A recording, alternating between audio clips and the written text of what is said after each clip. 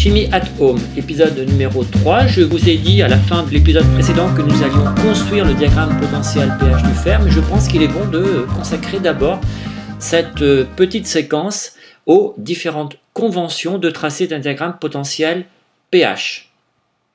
Les principes généraux de construction. En fait, il s'agit sur un diagramme de faire apparaître les zones de prédominance ou d'existence des espèces, selon qu'elles soient donc en solution ou bien insolubles.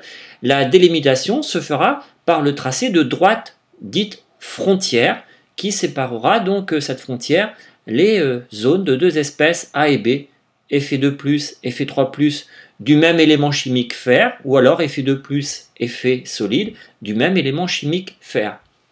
Sur ces frontières, nous écrirons, s'il s'agit de frontières verticales, une condition d'équilibre thermodynamique qui nous fera sans doute utiliser soit une constante d'acidité, soit un produit de solubilité, soit encore une constante de formation de complexes. Et puis, il y aura aussi une condition, alors arbitraire dans la mesure où c'est l'auteur de l'exercice ou du sujet qui fixera donc cette convention de tracé avec une condition clairement énoncée qui portera donc sur les concentrations. Donc en fait, pour construire un diagramme potentiel pH, il faudra choisir une concentration de tracé et fixer des conventions pour ce tracé.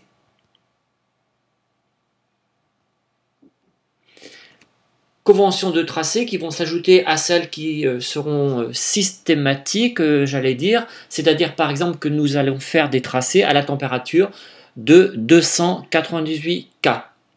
Ce qui veut dire que le coefficient dans la relation de Nernst devant le logarithme décimal sera pris égal à 0,06 volts, parfois 0,059 volts dans certains exercices.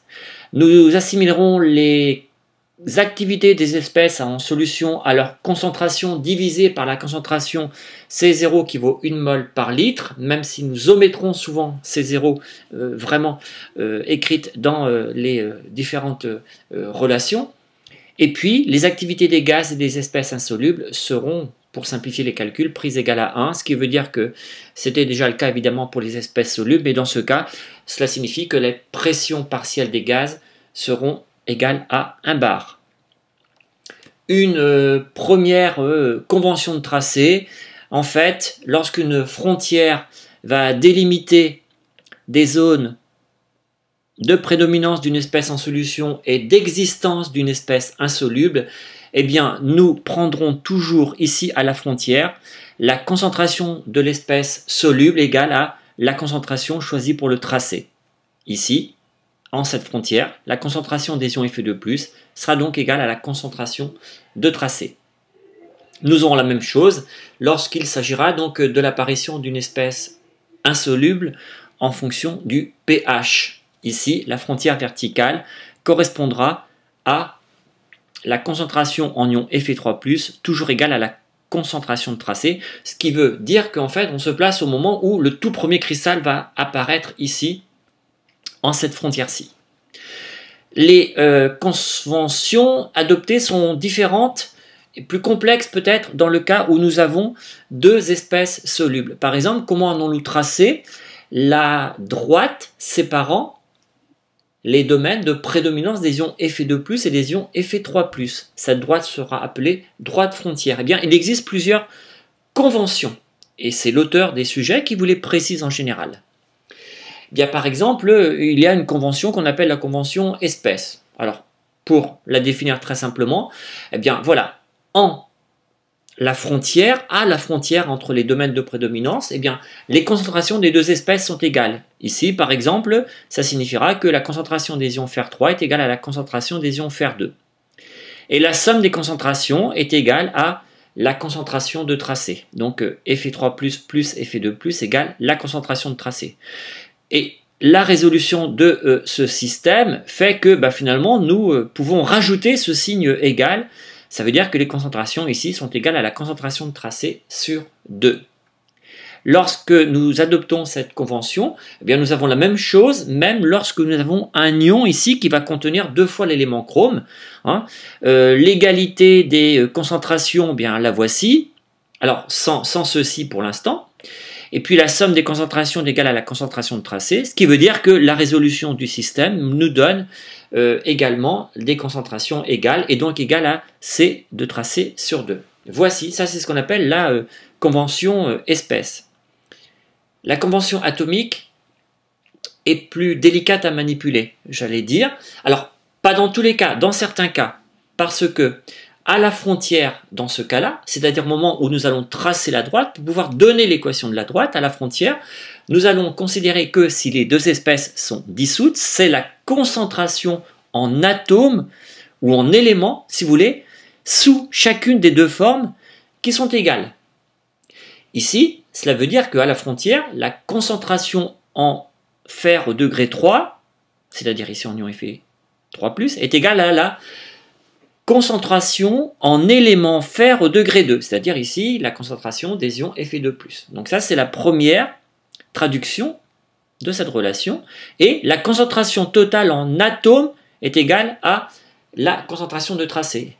La concentration totale en éléments fer, c'est-à-dire la concentration en éléments fer au degré 3, Fe3+, et au degré 2, Fe2+, est égale à C tracé. Donc vous voyez, rien de particulier dans le cas du couple Fe3+, Fe2+, par rapport à la convention précédente. Pourquoi rien de particulier? Parce que nous n'avons qu'une seule fois l'élément fer dans chacune des espèces.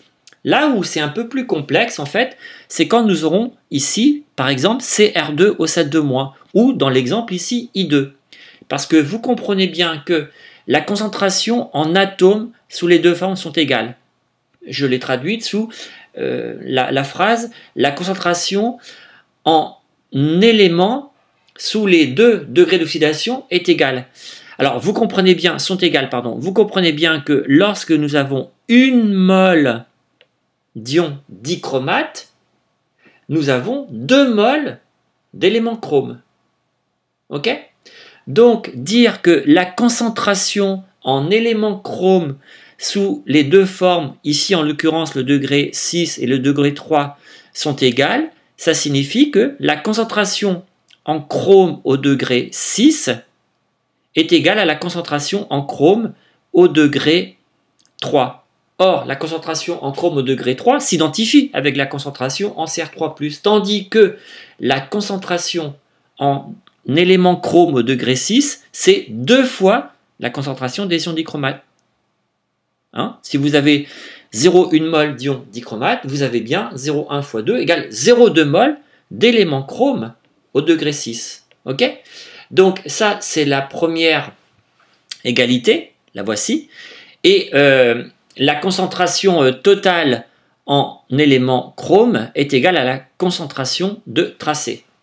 La concentration en chrome au degré 6, qui est égale à 2 fois la concentration des ions dichromate, plus la concentration en chrome au degré 3, qui est égale, elle, à la concentration des ions Cr3+, est égale à la concentration de tracé.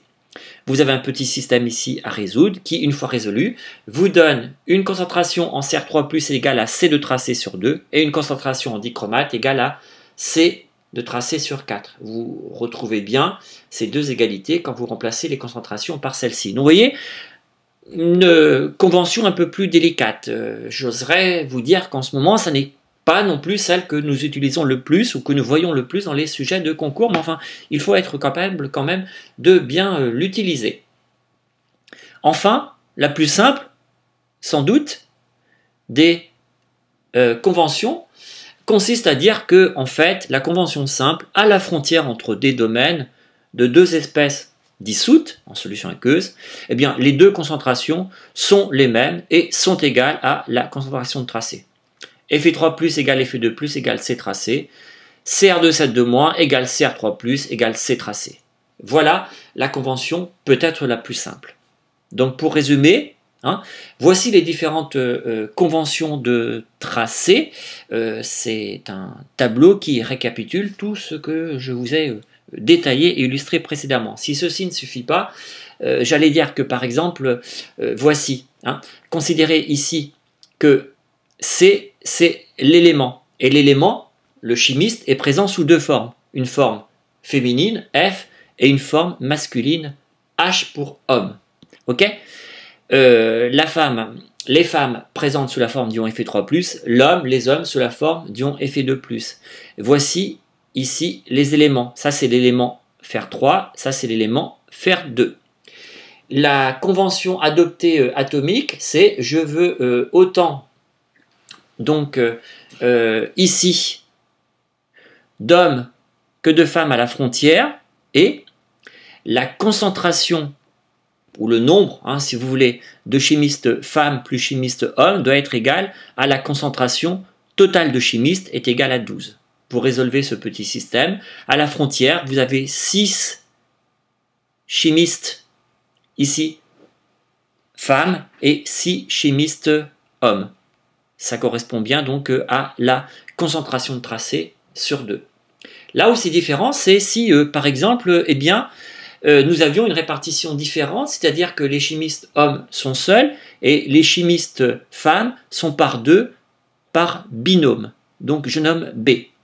Donc vous voyez, ça veut dire qu'ici, en fait, le chrome au degré 6, l'équivalent ici, c'est la chimiste femme, mais il y en a 2 dans un binôme.